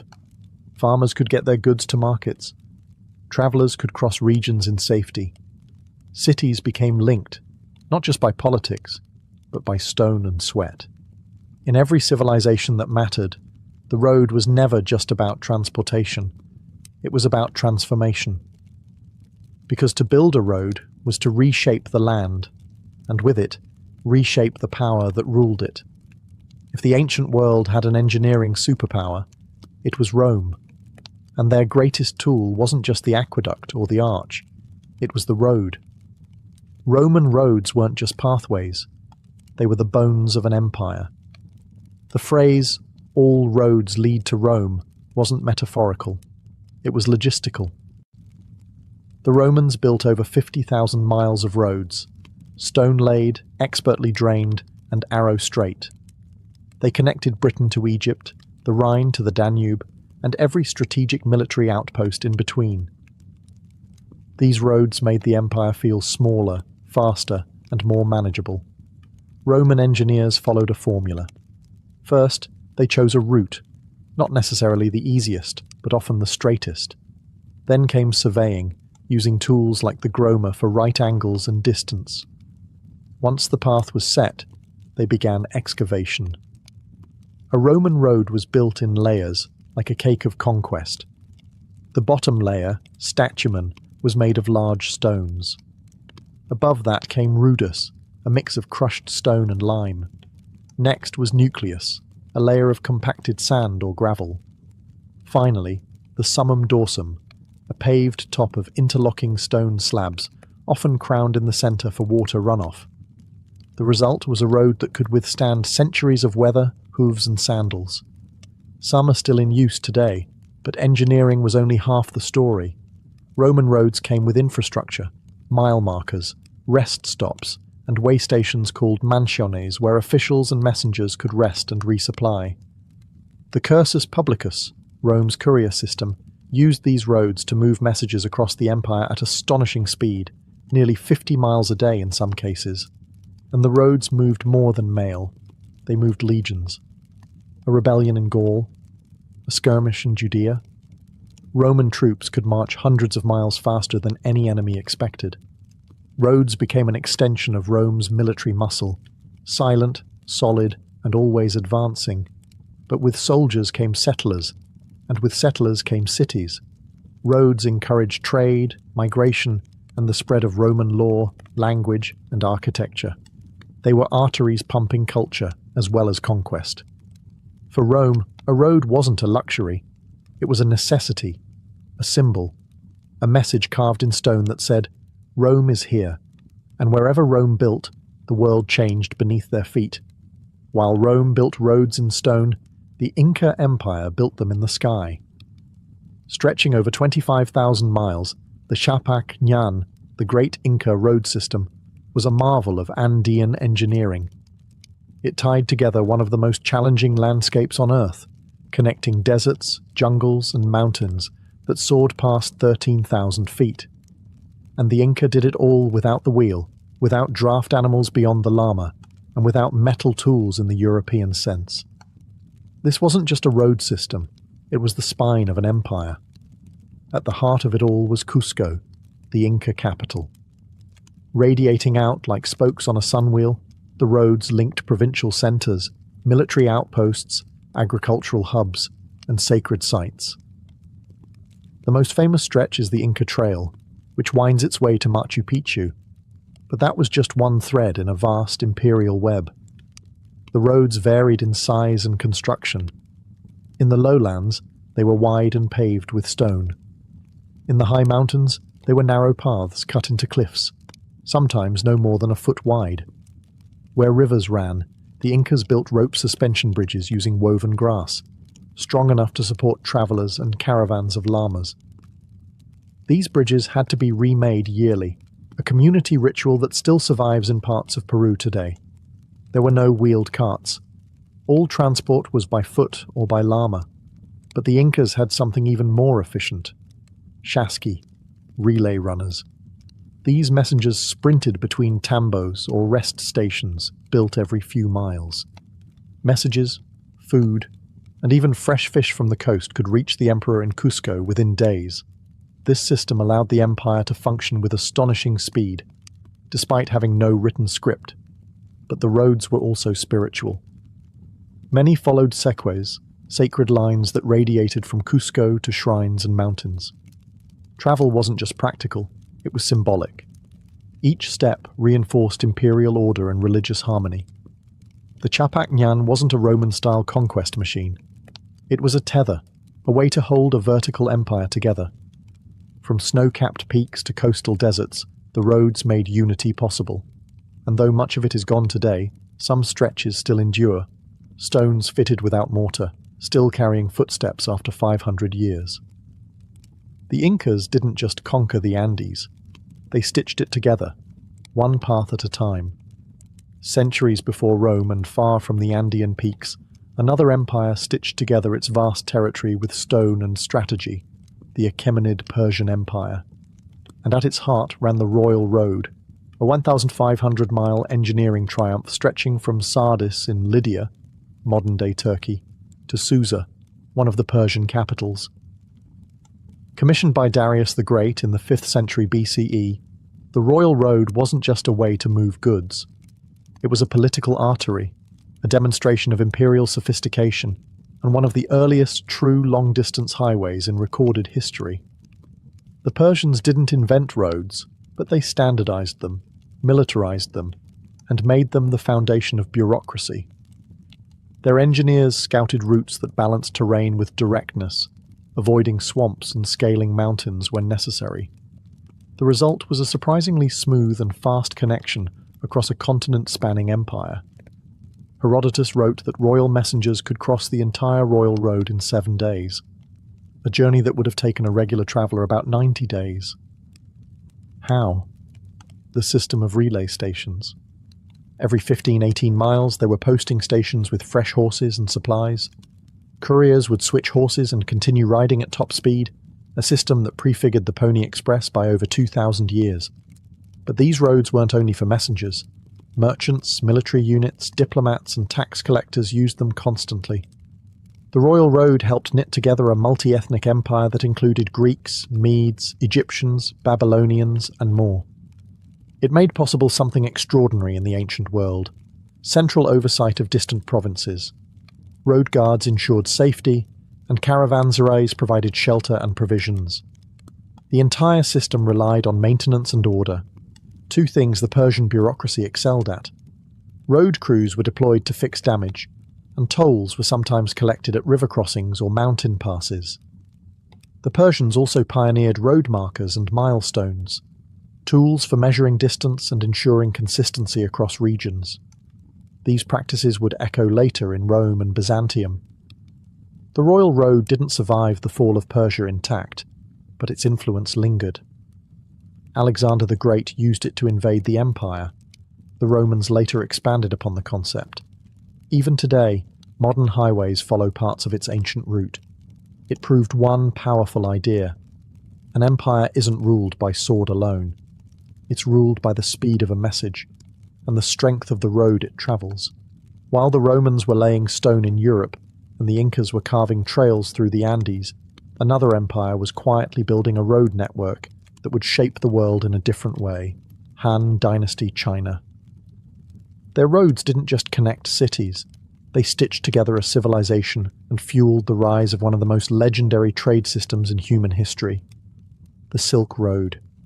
Under the Han Dynasty, especially during the reign of Emperor Wu, r. 141–87 BCE, roads became a tool for expansion and control. The government poured resources into constructing and maintaining long-distance routes that extended from the imperial capital of Chang'an into Central Asia. These roads weren't just for merchants, they were vital military and administrative arteries. Unlike Roman roads, Han roads weren't uniformly stone-paved. Many were hard-packed dirt or gravel, occasionally reinforced with planks in muddy regions or stone slabs in high-traffic areas. But what they lacked in uniform engineering, they made up for in scale and organization. The postal relay system, known as the Yichuan, was remarkably advanced. Stations were placed at regular intervals, complete with fresh horses and accommodations for government messengers. This allowed imperial decrees and tax records to travel across thousands of miles with surprising speed. These roads supported not just governance but diplomacy and trade. Envoys like Zhang Qian, who journeyed westward into Central Asia, opened up contact with cultures as far as Persia and India.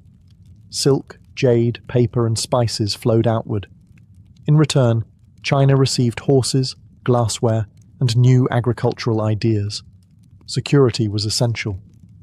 The Han invested heavily in maintaining military garrisons along the routes, especially near the Gansu corridor, a narrow, wind-swept strip of land that acted as a gateway between China and the West. Watchtowers, beacon mounds, and walled settlements dotted the road, creating a lattice of imperial presence. Culturally, the road system enabled the spread of Confucianism, Buddhism, and administrative practices across diverse regions. Travelers, monks, soldiers, and merchants moved ideas along with goods, shaping a unified identity that would last long beyond the Han. Han roads weren't built to impress. They were built to endure. And while many vanished beneath later cities or were reclaimed by dust and desert, their legacy remained. Because through these roads, China didn't just defend its borders. It opened a door to the world. The ancient Greeks are rarely celebrated for their roads. They didn't build grand highways like the Romans or stretch vast networks like the Persians. But what they did build, though more modest in scale, reveals how roads could shape not only commerce and war, but culture, religion, and identity. Greece's rugged, mountainous terrain made road building difficult and expensive. So instead of imperial highways, the Greeks developed a patchwork of stone-paved local routes, often connecting city-states rather than unifying a vast empire. These roads followed natural terrain and were typically narrow, just wide enough for pack animals or chariots. Yet despite their simplicity, they played a crucial role in the Greek world. One of the most famous routes was the sacred way from Athens to Eleusis, used during the Eleusinian Mysteries, religious festivals dedicated to Demeter and Persephone. Each year, thousands of initiates walked this road in a grand procession, chanting hymns and carrying offerings. For them, the road was not just a path, it was a rite of passage, a journey from the world of the living into mystery and transformation. Another iconic route was the Pan-Hellenic Road leading to Delphi, the home of the Oracle of Apollo. Pilgrims, kings, and philosophers alike took this winding road through mountains and valleys to consult the oracle. Along the way were treasuries, shrines, and inscribed stones, forming a spiritual journey as much as a physical one. But Greek roads weren't only sacred. They were used by soldiers, philosophers, and traders. Think of Xenophon's Anabasis, describing the long retreat of Greek mercenaries through Persia, a brutal, road-bound odyssey. Or imagine Socrates, who often walked from the Agora to the Academy or the Lyceum to teach under the open sky, his feet tracing worn paths of dialogue and debate. What set Greek roads apart wasn't their engineering, it was their integration into daily life. They weren't built by emperors to display dominance. They emerged organically, shaped by marketplaces, sanctuaries, and social rituals. And through them, ideas travelled just as fast as soldiers or carts. Philosophy, theatre, democracy, even Olympic athletes. They all moved on dusty, narrow roads that wound through olive groves and city gates. Simple as they were, Greek roads carried the weight of a civilization that changed the world, not by force, but by thought. In ancient India, roads weren't just channels of commerce, they were arteries of spiritual life, imperial governance, and cultural exchange. From the Mauryan Empire in the 3rd century BCE to later Gupta rule, Indian civilizations developed a remarkably organized road network that connected fertile river valleys, coastal ports, trade towns, and holy cities. The most transformative period for ancient Indian roads came under Emperor Ashoka, the Buddhist monarch who ruled most of the subcontinent around 268–232 BCE. After renouncing violence following the bloody Kalinga War, Ashoka turned to public welfare, and roads became a central feature of that transformation. Ashoka ordered the construction and expansion of roads across his empire. These weren't just dirt paths. They were deliberately engineered routes, often lined with trees for shade, wells for water, and rest houses for travelers. He placed inscribed stone pillars along the roads, not to mark distances but to declare edicts, urging compassion, truthfulness, and religious tolerance. It was governance by visibility. The most famous of these roads ran from Pataliputra, modern-day Patna, to the northwest frontier, connecting the Ganges Plain to present-day Pakistan and Afghanistan. This stretch later became part of the northern trade route that would evolve into the Silk Road, linking India to China, Persia, and the Greco-Roman world. Indian roads carried more than goods, they carried faiths and philosophies. Buddhist monks walked these roads to spread their teachings. Hindu pilgrims used them to journey between sacred rivers and temples. Even Jain sages took to these routes in quiet contemplation. The roads became bridges between ideas. Trade flourished. From the eastern coast, goods like spices, textiles, ivory, and gems travelled inland and outward, reaching Roman ports and Central Asian markets. Roads linked urban centres like Taxila, Ujjain, and Varanasi, each a hub of commerce and scholarship. Though many Indian roads were not paved like Roman ones, they were maintained seasonally, especially before monsoon rains. Engineers used gravel, wood planks, and packed earth, often elevated slightly to prevent flooding. What made India's ancient road system unique wasn't brute force, it was plurality. Roads served kings, farmers, saints, and scholars alike.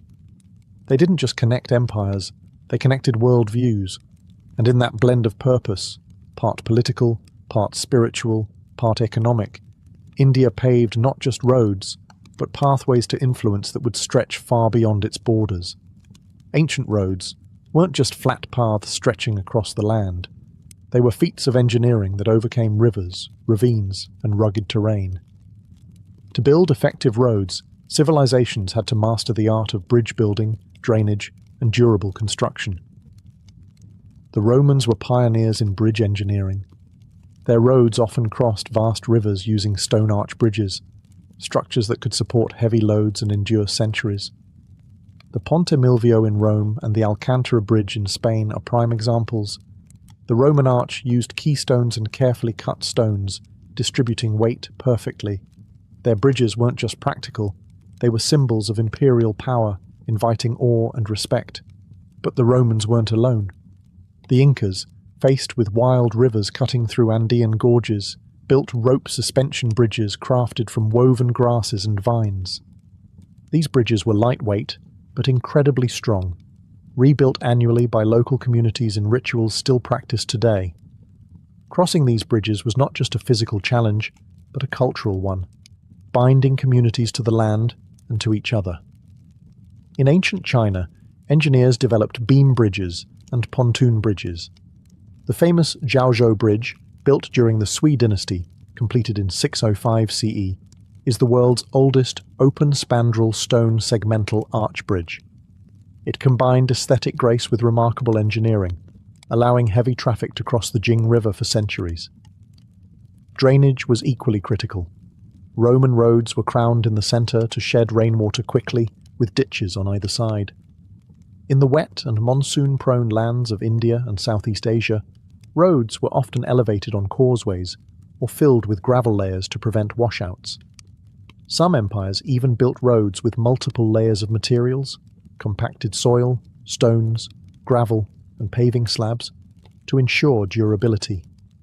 Beyond bridges and drainage, the creation of way stations and mile markers along ancient roads provided travelers with rest, supplies, and orientation, early versions of highway rest stops. These engineering achievements didn't just facilitate movement, they shaped economies, warfare, and culture. A bridge could mean the difference between an army crossing into enemy lands or being stopped cold. A well-maintained road could mean the survival of a city through trade and communication.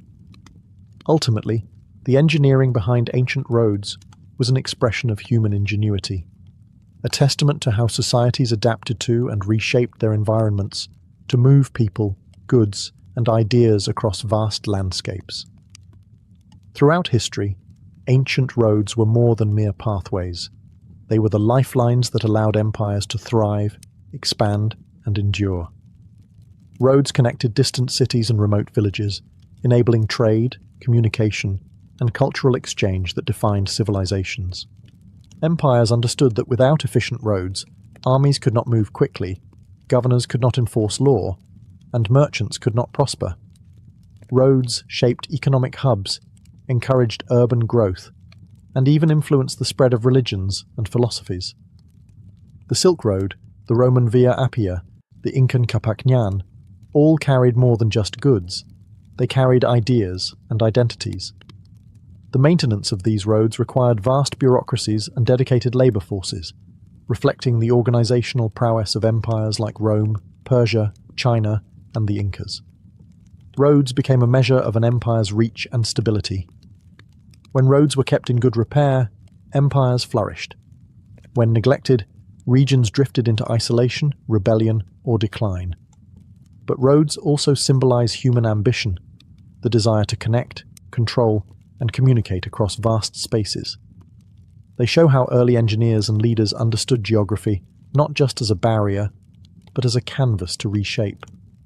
Today, many ancient roads lie beneath modern highways, while others remain as archaeological treasures. They remind us that the infrastructure we often take for granted was once a monumental achievement, paved with sweat, stone, wood, and ingenuity. The legacy of ancient roads is alive in every journey we take, every letter sent, and every trade route that links our globalized world. They are the silent architects of empire, culture, and civilization. In essence, the story of ancient roads is the story of humanity itself, ever on the move, building bridges, both literal and metaphorical, across time and space.